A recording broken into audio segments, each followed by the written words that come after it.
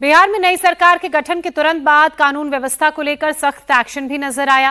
Bihar police ने 400 बड़े अपराधियों की सूची तैयार की है, जिनके खिलाफ कार्रवाई के लिए कोर्ट में एप्लीकेशन भी लगा दी गई है।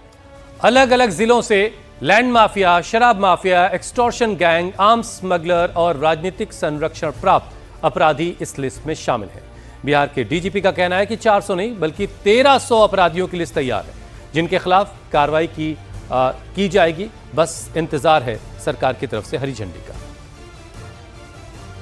किस प्रकार से crime against women, organised crime, जो ऑर्गेनाइज्ड क्रिमिनल्स हैं उनकी संपत्ति को कैसे जब्त किया जाए, इन सभी बिंदुओं पर विस्तार से चर्चा हुई है और उन सभी पर अमल किया जा रहा है। 400 लोगों की संपत्ति जब्त करने के लिए न्यायालय में प्रस्ताव समर्पित है, न्यायालय उस पर विचार कर रही है और 1200-1300 और लोगों को चिन्हित किया गया, उनके कागजात तैयार हो रहे हैं जो अपराध से संपत्ति अर्जित किए हैं। उनमें 400 का प्रस्ताव हम लोगों ने तैयार करके न्यायालय में भेज चुके हैं और बाकी 1200-1300 पे कार्रवाई हो रही है। इसमें liquor mafia, sand mafia, contract killers, इस प्रकार के बहुत सारे अपराधी हैं। महिला सुरक्षा नीतीश सरकार की पहली प्राथमिकता है, इसे लेकर अब एक्शन भी शुरू हो गया है। बिहार के गृह मंत्री सम्राट चौधरी ने एंटी रोमियो स्क्वाड बनाई है और इन्हें सभी स्कूलों और कॉलेजेस के बाहर तैनात किया जाएगा। पटना में इसकी शुरुआत भी हो चुकी है।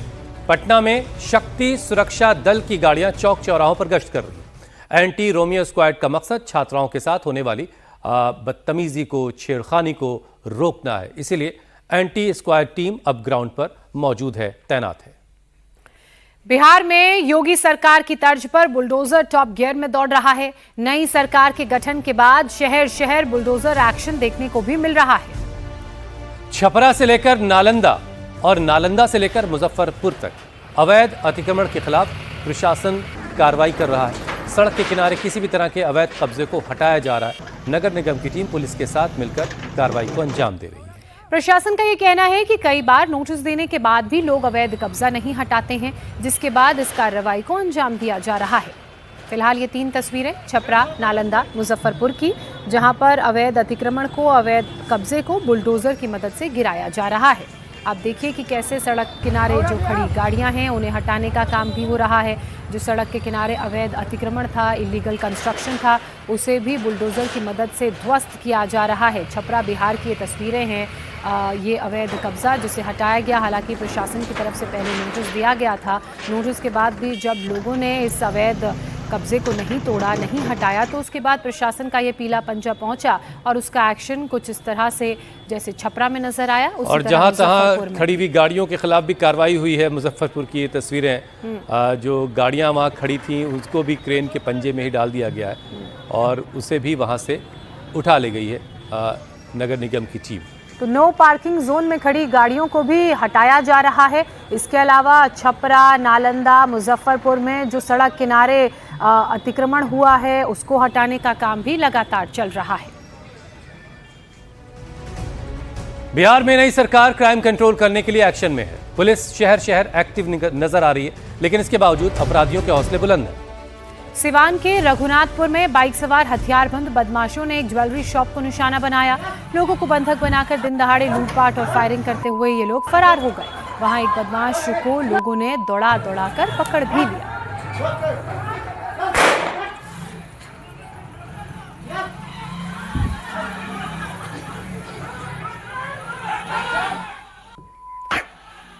ये तस्वीरें आप देखिए, एक हाई राइज बिल्डिंग से ये वीडियो शूट किया गया और उसमें दिख रहा है गली में 3 से 4 बदमाश हैं जो बाइक पर सवार हैं और फायरिंग करते हुए वो निकल जाते हैं। दरअसल इसी सड़क पर एक ज्वेलरी शॉप है जिसमें लूट हुई। लूट की वारदात को अंजाम दिया गया और उसके बाद ये लोग कट्टा लहराते हुए, फायरिंग करते हुए वहां से मौके से निकल जाते हैं। इस बीच एक बदमाश जो है वहां लोकल लोगों की पकड़ में आ जाता है और उसे दौड़ा करके कुछ लोगों ने पकड़ लिया और पकड़ के पुलिस के हवाले कर दिया।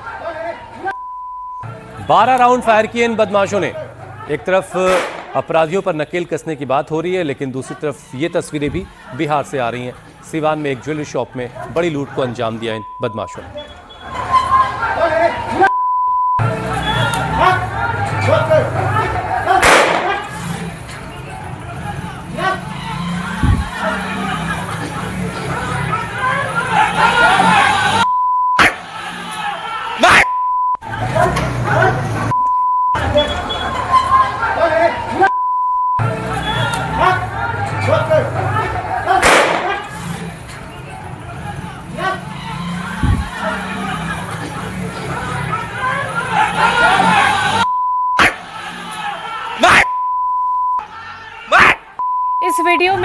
बाइक दिख रही हैं, 4 लोग नजर आ रहे हैं। ऐसा लग रहा है कि जब इन्होंने अंदर ज्वेलरी शॉप में लूट कर ली तो बोरे में सारे गहने भरकर भागने की कोशिश कर रहे थे। उसी दौरान कट्टे से फायर करते हुए भी दिखे, उस फायर की आवाज़ भी आई और जब भागने की कोशिश कर रहे थे तो कुछ लोगों ने एक बदमाश को पकड़ लिया।